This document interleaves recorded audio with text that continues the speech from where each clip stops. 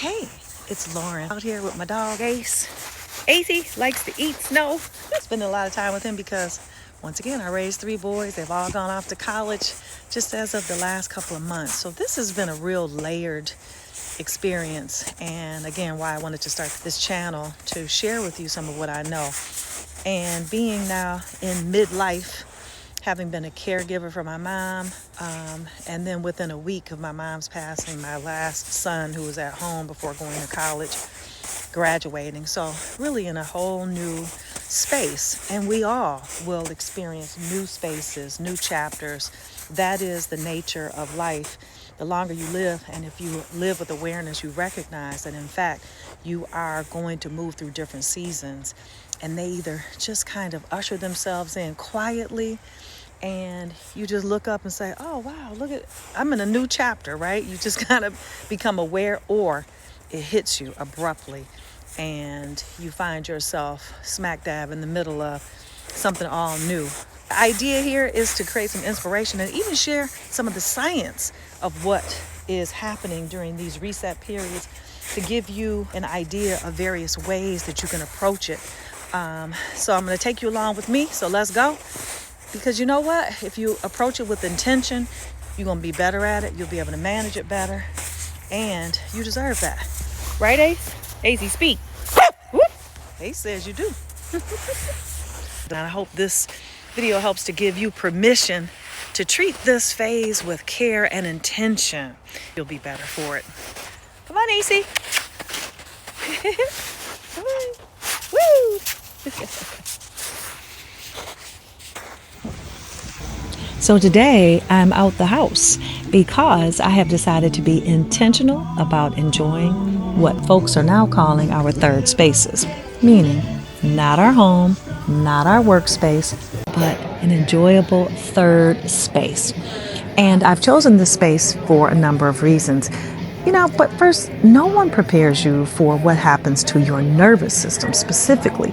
Your body, what happens to your physical being after your children grow up and they have launched, after the caregiving ends.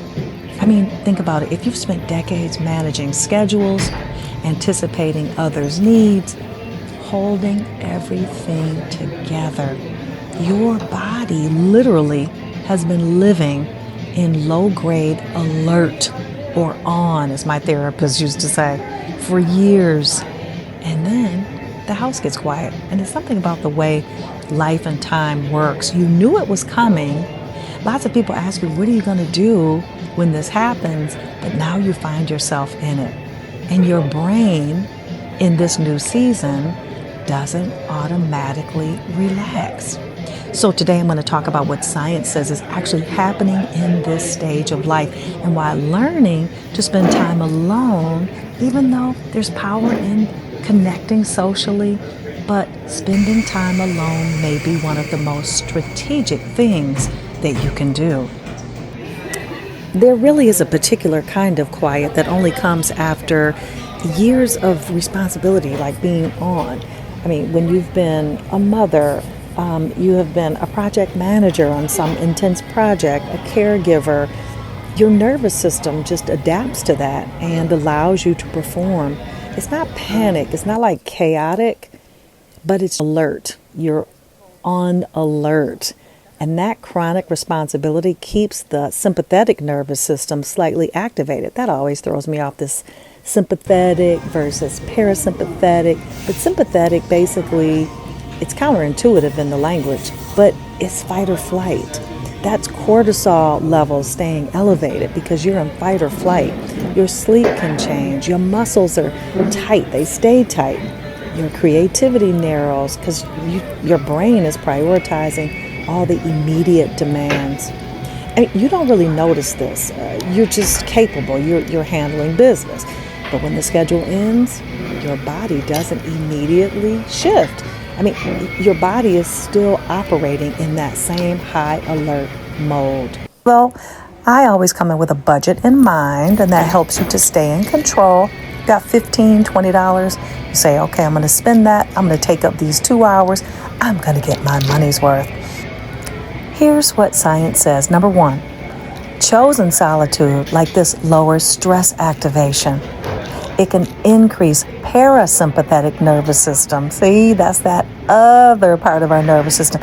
And in this part, this is where we can actually rest and restore. Number 2, these spaces allow for emotional processing quietly, where you have an opportunity to integrate what has happened. Where you are now in life, you can take a look at that. What new horizons are before you, and how you would like to build a bridge to what's next, this new you.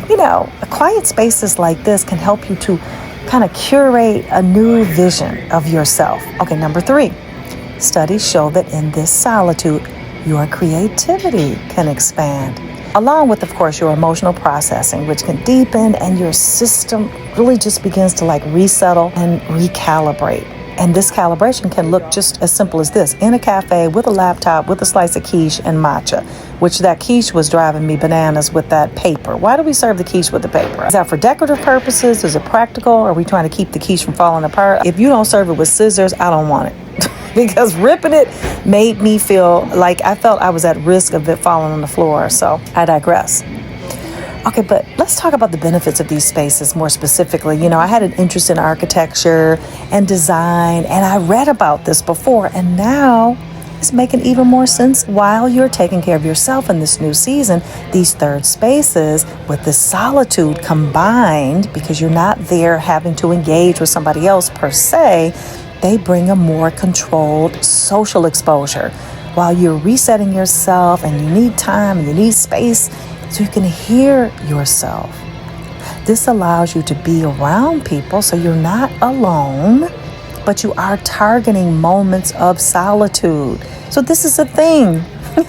So you are engaging with people here and there, light conversation, right? Anonymous conversation, which also science says when you have pleasant, anonymous conversation with people this actually elevates and increases your happiness. Because again, if you are out at a coffee shop and you're with someone, you find yourself maybe taking care of them or just draining yourself trying to be in that interaction. So this is chosen solitude for a reason.